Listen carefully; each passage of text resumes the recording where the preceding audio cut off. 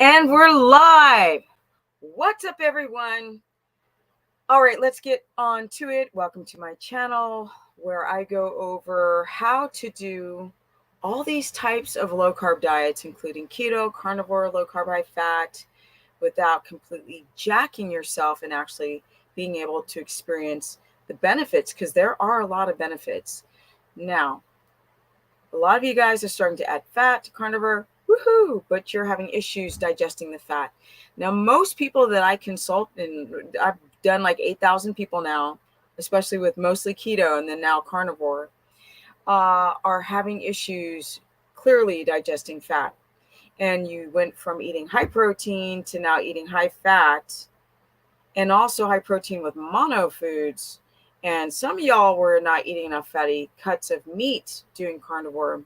And voila, you develop issues. Now, if I go over some of the reasons why people typically don't digest fat well, I thought this was a good little visual, right? So stress is common. Stress is going to downregulate your HCl levels in your stomach. And with that, you're going to downregulate the enzyme lipase. It is also very, very important that you guys keep a good biliary duct system, which is the piping between your liver, your kidneys, your gallbladder, and your pancreas. These beautiful organs, especially pancreas, that are making digestive enzymes. And when you have a problem with one, you have a problem with all of them. Yes. So stress is a huge problem with the digestion of fat, because you can lower your HCl levels, which you see low HCl is on that list as well. Clearly poor diet and people doing vegan diets, coming from the world of veganism, or being afraid of fat and doing low fat diets forever and like green smoothies. And then they go to carnivore and they feel like, nah, but then they go high fat carnivore and it's a freaking wrap. Okay. Let's go over more these little nuances and details here. So sluggish bile flow, that's the most common reason. Believe it or not, low thyroid function, low T3. Now, this is the one you wouldn't even think about, but a lot of people with Hashimoto's, and they flip between hyper, and when they get to hypothyroidism, and a lot of you guys have an undiagnosed underlying thyroid issue, and you try to eat fat and you're just bloated. Yeah. Up there. Thyroid. Okay. So that's a unique one that I didn't consider before, but when I started putting the dots together, I start to realize a lot of people who've got hypothyroidism can't digest fat. And then, of course, the last one on that list is a gut dysbiosis. That's a leaky gut. All right. So let's go more into the signs, the symptoms, and what to do about it. Bam!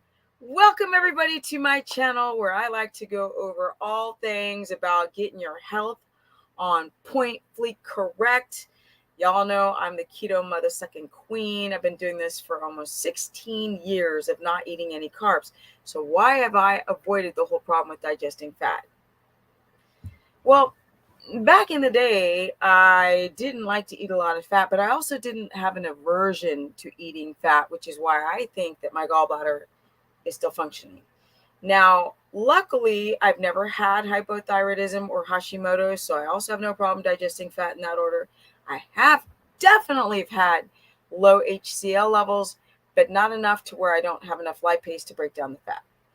But a lot of you guys who have stress, so you've got stress, and then you've got poor diet, and then you've got low HCLs, low stomach acid, right? And then you're avoiding fats, and then you don't sleep well. A lot of you, and then you have leaky gut. A lot of you cannot digest this freaking fat when you're trying to do high fat carnivore and clearly high fat keto. This is very, very common. And some of the symptoms is like, I'm so bloated when I eat my butter. I'm so freaking bloated. Now, here's the thing about that. You could have issues. It's so weird, all the triads and the quintuplets. You could have histamine reaction to butter and have a gallbladder issue at the same time. So people will have bright yellow stool and have to go have diarrhea immediately when they eat butter, right? Or their stool is floating and it's greasy. So they're like, bam, like cluster fluck. A lot of you have leaky gut and a gallbladder issue. And this sucks. So you've got to go and isolate and figure out like what fat am I reacting to? We're just talking about the fat because there's also plants and meat and bacteria and all this. And I'm going to do more videos about leaky gut and small intestinal bacterial overgrowth and histamine reaction, mast cell, all of that, because I find that to be so fascinating. But right now, I thought I would talk about the issues with fat. So many of you cannot digest the fat. And I keep saying that because I have consultations every day and I'm like, okay, we got to figure this out. And I have come up with some great solutions. Now, a lot of you guys who come from the world of low fat diets, and a lot of you will have bile because you need to eat fatty foods, because and typically the organs, a lot of fat. When you eat fatty meats, this is going to encourage bile flow, fluidity. A lot of you guys have the bile salts are in a flowy solution, but they get backed up into the gallbladder and they get thick. So the gallbladder is an organ designed to break down fat so your body can uptake it and use it. And it's got fat soluble vitamins in there, vitamin D, E, A, and K, and it's got all types of love like omega-3s and linoleic and conjugate and all this stuff all in the freaking the butter, for example, has a lot of these nutrients like omega-3s, and it's got fat soluble vitamins, and it's got saturated fats and cholesterol that you need for your reproductive hormonal system. And so the fact that a lot of you guys are having histamine reaction and a gallbladder reaction to butter. Now, butter is my favorite, probably top pick. If I had to choose a animal fat that would be the most beneficial to anybody for their health, it would be butter. But a lot of you guys are having histamine reactions to the butter because you are still having sensitivities to the protein, little teeny amounts of protein left over in that butter called whey and casein. You know how some people are like, I can't do dairy. I can't do dairy. Well, a lot of you are having histamine reaction to dairy. Now, there's no lactose in butter. A lot of you guys think like, oh, I need some lactase pill or something to eat butter. No, it's not like milk. Butter does not have lactose in it. That's the sugars. That's the milk sugars. We're talking about the actual protein can still be left in that butter and wreak havoc to those who've developed a sensitivity to it. Does that mean you have to be like this forever and forever and ever? No. This is for now as you try to repair that broken small intestinal and large intestinal wall. Nice and tight, especially small intestine. So you guys are eating low fat. You come from that world. And then a lot of you come from the world of drinking. You know how many people I do consultations with who are like drinking wine all the time to get to sleep at night, or smoking cigarettes, or drinking too much coffee and you develop hypochlorhydria. So this is a problem. You develop hypochlorhydria, and then you might be eating some wheat back in the day, and you started opening up the wall of your small intestine, and now the bacteria overgrowth is starting to have a party. And when the stomach acids drop, you don't have warriors and like a wall of a barrier to protect you from monsters and goblins and I don't mean Charade or Ronabono, although we could include that, but like goblins and monsters and pathogens and bacteria can now overgrow in your intestine, in your gut. And so when you eat the fat, you just like, oh, I can't, I feel a little sick, I have a headache, or I have heart palps. This would be the histamine reaction to the fat. A lot of you people are having, so you have to rotate. A lot of people are like, I can't eat anything. And I'm like, all right, if some of you will have like the gallbladder so bad or the histamine reaction so bad, but we'll get there. Stress creates low stomach acid, which then opens the gut wall, which then creates the pathogens to overgrow. And then people will have a backup of cholesterol or bile in their gallbladder. which is an organ designed to break down fat. You become malabsorptive because when you eat the fat, you're not absorbing the vitamins within the fat. And then when you're trying to do a high-fat ketogenic carnivore diet, you can't get into ketosis because you can't break down the fat to even use it. You can't even do that. What do you do, right? So I had one client today, she kept diverting to want to go back. She's like, I'm allergic to everything, so I'm just eating a bunch of chicken. And I was like, no.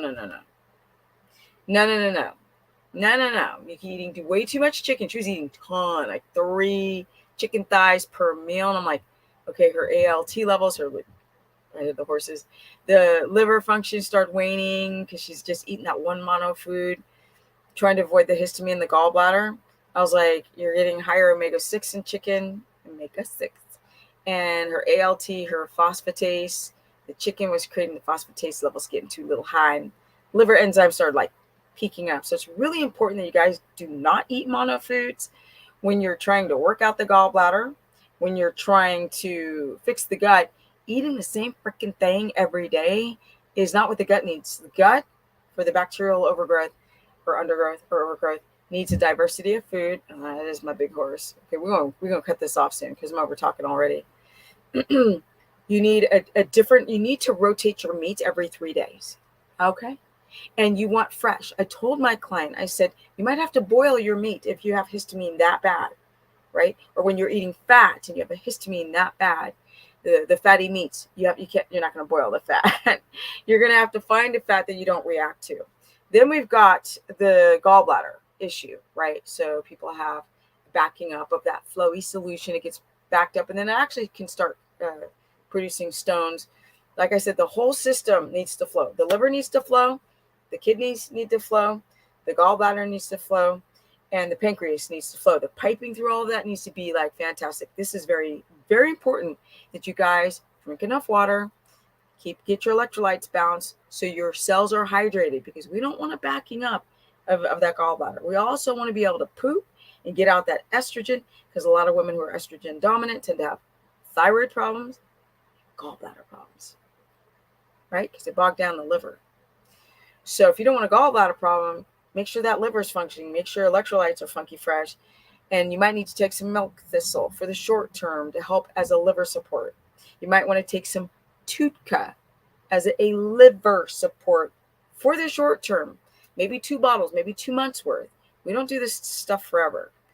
You want to get rest so that the liver can start to heal, so the gallbladder can start to purge out the thickness, to dethicify when you're taking things like malic acid or tutka, or if you're taking ox bile salts, or if you're taking lipase, or if you're drinking apple cider vinegar or lemon. These are all solutions if you're having a gallbladder problem.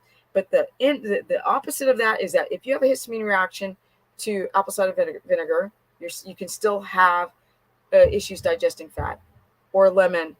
I know all 3 of those little goblins are out there pounding, trying to get me out there. So we're gonna hurry up with the solution. Get your stress down. Go to bed early, or a lot earlier. Do not take your phone or the TV to bed, right? Go take a rock and throw a rock at your TV screen if you got that in your bedroom. Shame on you. I don't care if your husband sits there and clicks on the remote control all night. Get that TV out of your room. Encouraging yourself to eat slowly. If you're ever eating fat and you have a hard time digesting fat, eat it with protein. Do not drink. Do not do the carnivore latte. Do not drink your fat if you have a hard time with your gallbladder, right? Because the liquid fat is just terrible. But if you're taking, let's say, some people are also, if you have a hard time with liquid fat, like if you take butter and it's dripped and you've got pork or lard and it's in its liquid form, people have a hard time for some reason. I don't know this. I'm gonna figure it out. Their gallbladder reacts really poorly to when the fat is melted. So you want to have it more in a solid form. So sometimes I'll go take like the pork belly bacon and I'll cook it, and because I have like almost pure fat pork belly bacon, cook it, and then you choose that. Now chew on that. Some people are doing the leaf lard or the oh my goodness, I went to for the blank on the fat around the organs for the cow, the suet. You don't have to eat suet. So here's the thing. Sometimes people feel better on suet with the gallbladder. Sometimes they don't. Some people feel worse with suet when it comes to histamine. Some people feel better. Most people feel worse. So be careful with suet. You don't have to eat suet. Tallow is very hard on the gallbladder to digest. It's a very long chain triglyceride, so be very careful with that. Butter should be more easy because there's medium chain triglycerides in there. But I think that when people have a gallbladder problem and a leaky gut histamine reaction to the butter, it just comes out as I can't digest butter. Meh. Should you go to ghee right away? You could. You have to do an experiment where you take the butter and you take it out for 3 days and you try something else. Sometimes I'll even have people do olive oil or avocado oil if you don't have an avocado allergy for 3 days to really get the dense, thick, long chain triglycerides out of your diet. And then to be sure, am I tripping? Do I have a problem with butter? Then bring it back in and eat a ton that day. Eat like 100 grams that day of butter. And then look at your poop.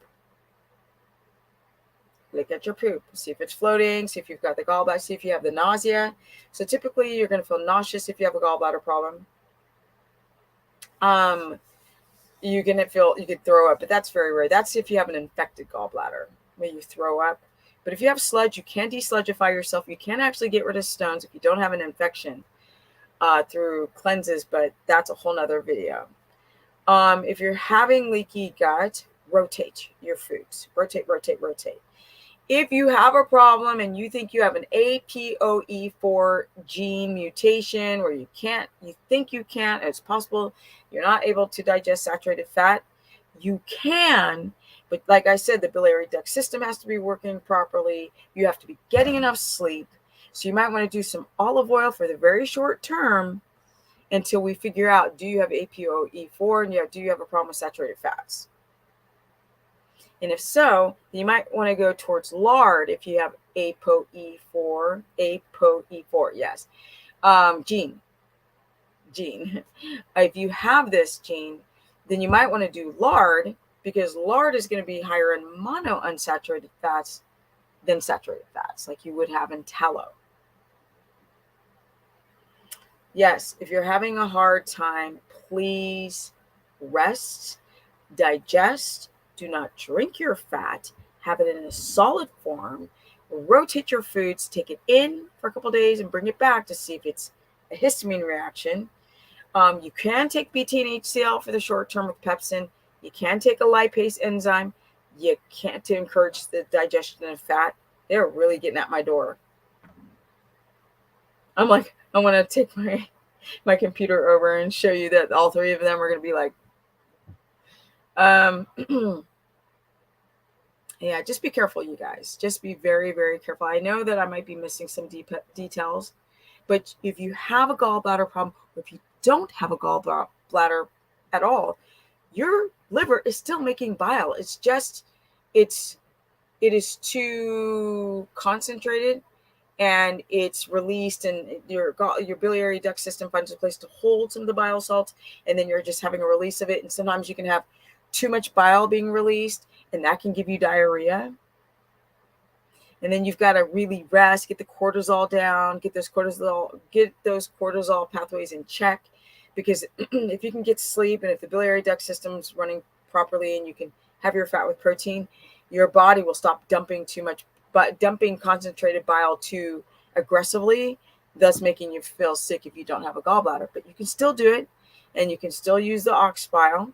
But you don't have to be on ox bile your whole life if you don't have a gallbladder. You've got to get that cortisol in check. You got to get your sleep under control. Now I got to go because this is 20 minutes and I got to go check on my animals. We're having some storm coming through. Me being from California, we're going to be at like 3 degrees. So I have winterized, not my pipes, so I'm really worried about my plumbing.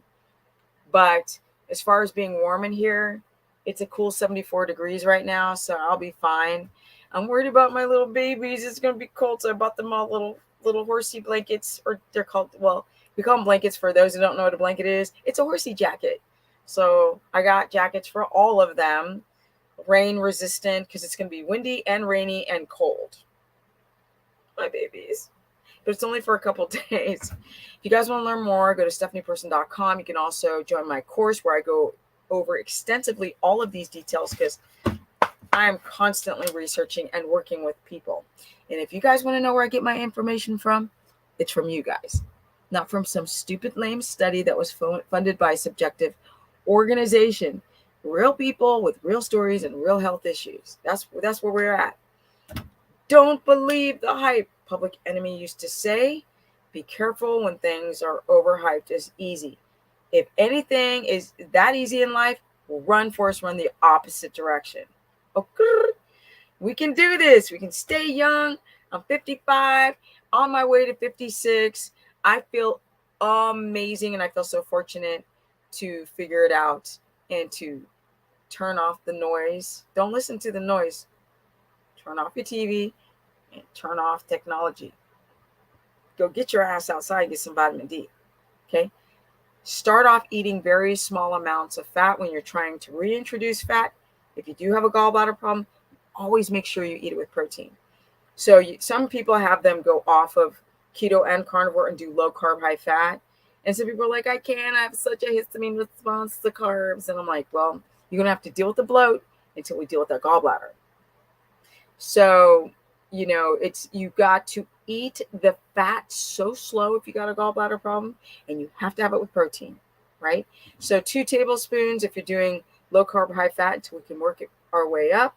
Or I'll do a split combo of 2 tablespoons of an animal fat and 2 tablespoons of a plant fat until we can get rid of the plant fat and have all animal fat. And those are all things I can think of. Get off the sugar, monitor your blood sugar, because blood sugar being too high can also jack up your gallbladder. It's called advanced glycation end product. It's not good. Damages cells, damages everything. Make sure you keep your blood sugar stable, but that has to do with the stress part, right? The stress part. We look at that list again. See that? We've got we've got stress, poor diet, diabetes or high blood sugar, low stomach acid. That's from stress, people, or drinking or staying up too late or whatever. Or coffee can do this. Sluggish bile, the gallbladder, and low thyroid. Don't forget, the thyroid can create a difficulty digesting fat and leaky gut, which is a gut dysbiosis. Okay. Energy. All right, guys. Like I said, you can join me on my Instagram at Stephanie Ketogenic. Facebook is Stephanie the Business Person. Right here, comment below. Tell me what you guys want me to talk about. Let me know if you have a hard time digesting fat doing keto or carnivore or even low carb, high fat. Have you tried TUCA? Have you tried malic acid? Have you tried ox bile? Have you tried lemon water? Have you tried taurine or glycine? Have you tried flushes? Comment below. Let me know, because y'all my people. You guys are my people. Yeah, I'm trying to now put together stuff. I just said that backwards. Put together some stuff for a challenge in February. So let's see if I can pull it together, because this is the week where it's super cold and I'm supposed to get a barn, water, fencing, and then the storm is kind of ruining my plans.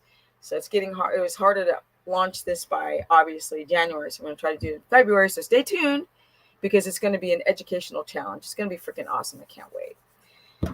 Now I got to go. I gotta go check on my babies, my horse babies. For those who don't know, I have got 2 horses and a donkey. Energy at 55, and I'm out. Yes, share this content. That's how people find me, and like up this video. And I'm out. Deuces. Energy. I got energy.